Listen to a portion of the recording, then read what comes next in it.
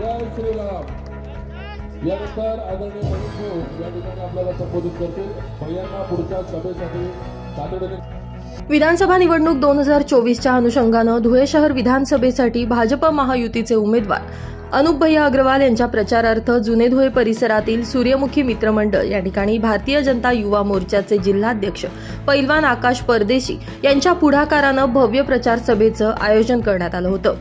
यावेळी सभेमध्ये प्रमुख उपस्थिती भाजप जिल्हाध्यक्ष गजेंद्र अंपळकर, अनुप अग्रवाल, बैसानाचे आमदार मुकेश पटेल, माजी महापौर चंदू बापू सोनार, महिला मोर्चा प्रदेश उपाध्यक्ष जयश्री अहिरराव, ओबीसी मोर्चा प्रदेश उपाध्यक्ष हिरामन गवळी, महेश मिस्त्री, भाजप युवा मोर्चा प्रदेश उपाध्यक्ष रोहित चांदोडे, नगरसेविका स्नेहल जाधव, नगरसेवक विजय जाधव, ॲडव्होकेट सचिन जाधव, विकास जाधव, बंटी अप्पा धात्रक, भाजप प्रवक्ते श्याम पाटील, अशोक जाधव, राजू काका माळी, शरद बिरारी, प्रकाश बापू, सागर कोडगीर, नेहा अहिरराव, शीला भडांगे, बापू चौधरी आदी उपस्थित होते।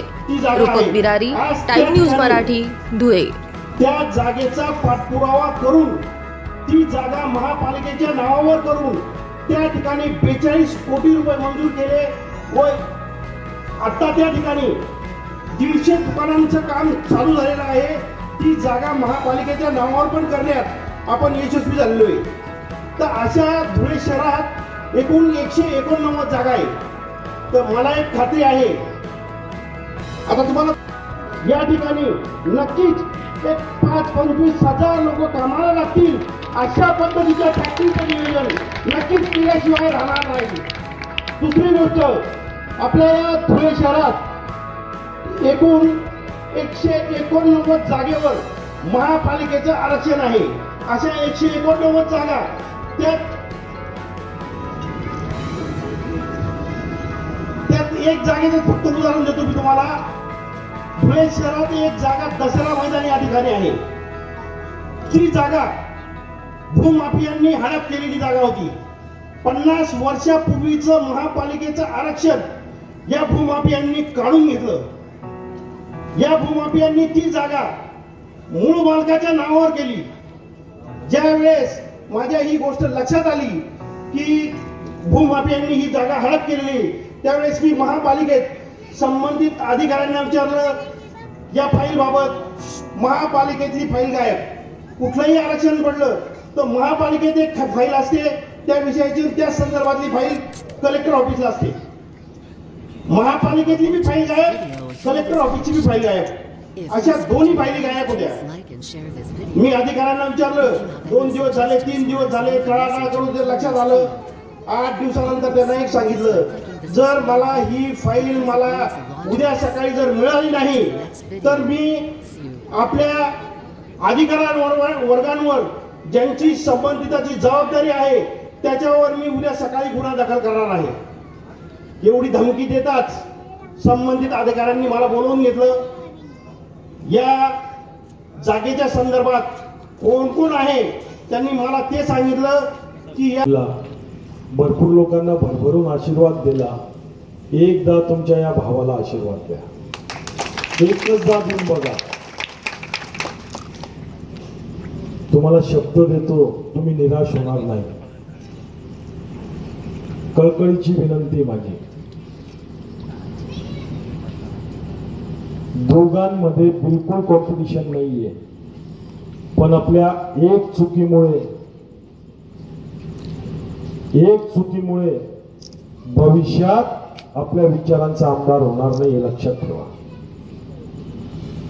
मागच्या वेळेला जेव्हा तो जमीन चोर निवडून आला त्यावेळेला त्यांचं मतदान होतं 68 ते 70 हजार आणि आता त्यांचं मतदान आहे 1,15,000। 5 वर्षात अशी कोणती जादूची कांडी होती का त्यांनी फिरवली आणि 45,000 मतदान वाढून घेतलं। लोंडेच्या लोंडे येतात, लोंडेच्या लोंडे।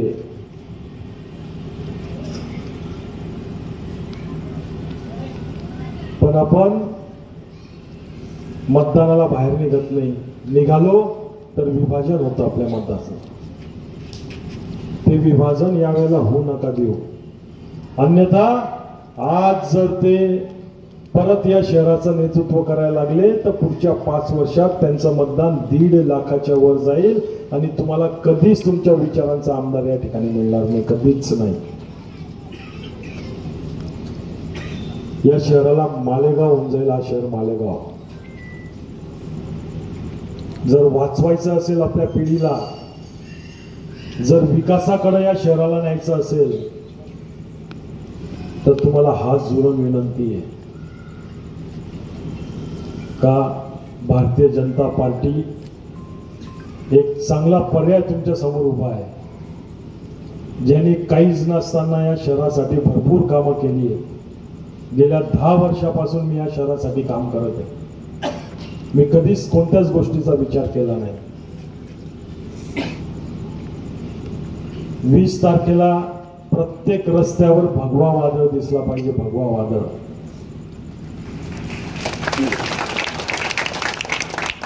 काम धंदे एक दिवस सोडले तर कोणीच उपाशी मरणार नाही.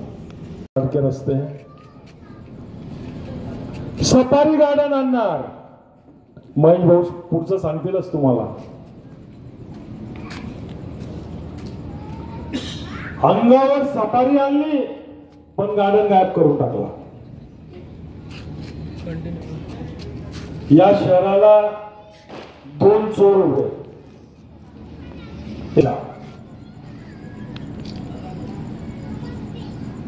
हे 2 चोर आहेत.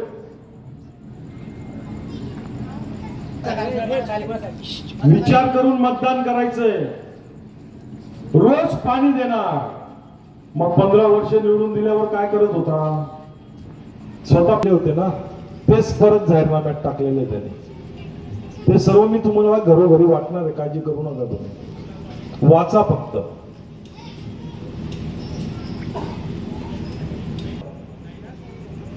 जमीन चोर फारुख सारखा माणूस निवडून येतो. आपण विचारच करत नाही.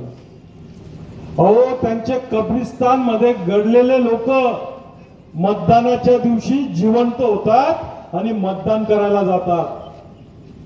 याचे सबूत आहेत आपल्याकडं. मेलेल्या माणसांचे त्यांनी मतदान केलेले, मयत माणसांचे त्यांनी मतदान केलेले. आणि आपले जिवंत माणसं घरात झोपतात मतदानाच्या दिवशी, पण मतदानाला बाहेर निघत नाही. ही शोकांतिका आपली. तुम्ही मला 80% मतदान करून द्या अजून डोळ्यातनं. मी तुम्हाला आज या ठिकाणी सर्व माझ्या ज्येष्ठांच्या समोर यांच्या साक्षीने सांगतो, 5 वर्ष तुमच्यासाठी 100% काम करेल मी. 100%. मी खोटं बोलणार नाही. माझा मुळात स्वभावच नाही आणि मला खोटं बोलता पण येत नाही. या धुळे शहराला विकासाच्या दिशेने मी नेणार आहे, विकासाच्या. आणि या शहराला भगवा केल्याशिवाय तर मी राहणारच नाही. पण त्याच्यासाठी तुमची साथ हवी आहे. तुम्ही जर साथ द्याल तरच या शहराचा विकास होईल आणि हा शहर भगवा होईल. त्याच्यासाठी तुम्हाला काहीच नाही करायचंय, फक्त 80% मतदान करायचंय आणि माझे 100% तुम्हाला घ्यायचे. नफ्यातच आहेत तुम्ही, तोट्यात नाही.